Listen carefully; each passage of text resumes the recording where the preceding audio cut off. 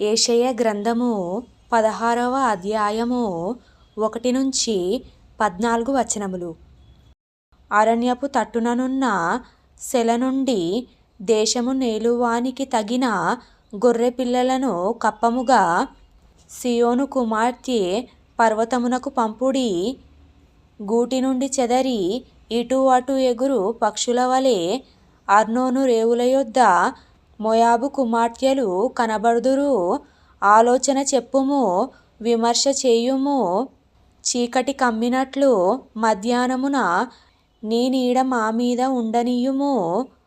చెదరిన వారిని దాచిపెట్టుము, పారిపోయిన వారిని పట్టియ్యకుము.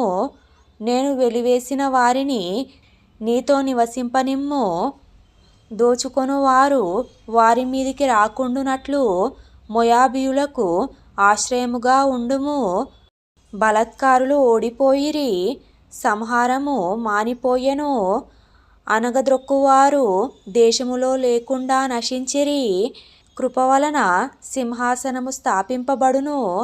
సత్య సంపన్నుడై దాని మీద కూర్చుండి తీర్పు తీర్చునొకడు కలడు.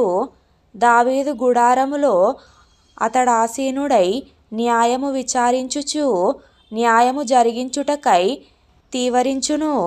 మోయాబీయులు బహు గర్వము గలవారని మేము వినియున్నాము. వారి గర్వమును గూర్చియు వారి అహంకార గర్వక్రోధములను గూర్చియు వినియున్నాము. వారు వదరుట వ్యర్థము. కావున మోయాబీయులు మోయాబును గూర్చి అంగలార్చుదురు, అందరును అంగలార్చుదురు.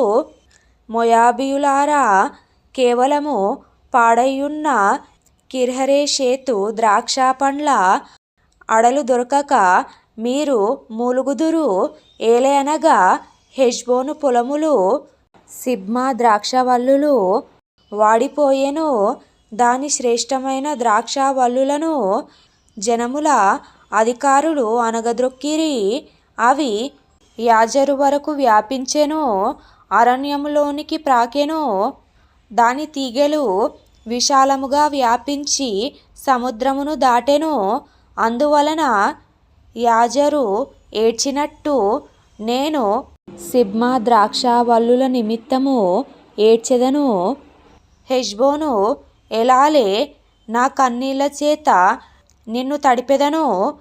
ఏలయనగా ద్రాక్ష తొట్టి త్రొక్కి సంతోషించున్నట్లు నీ శత్రువులు నీ వేసవికాల ఫలముల మీదను నీ కోత మీదను పడి కేకలు వేయుదురు. ఆనంద సంతోషములు ఫలభరితమైన పొలము నుండి మానిపోయెను. ద్రాక్షల తోటలో సంగీతము వినబడదు, ఉత్సాహధ్వని వినబడదు.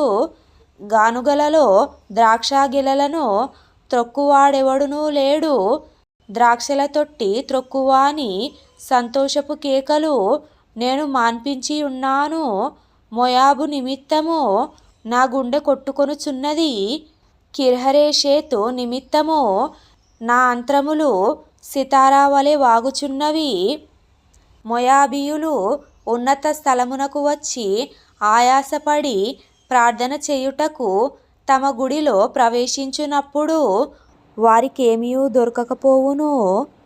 పూర్వకాలమున యెహోవా మోయాబును గూర్చి సెలవిచ్చిన వాక్యము ఇదే. అయితే యెహోవా ఇప్పుడిలాగున ఆజ్ఞ ఇచ్చుచున్నాడు.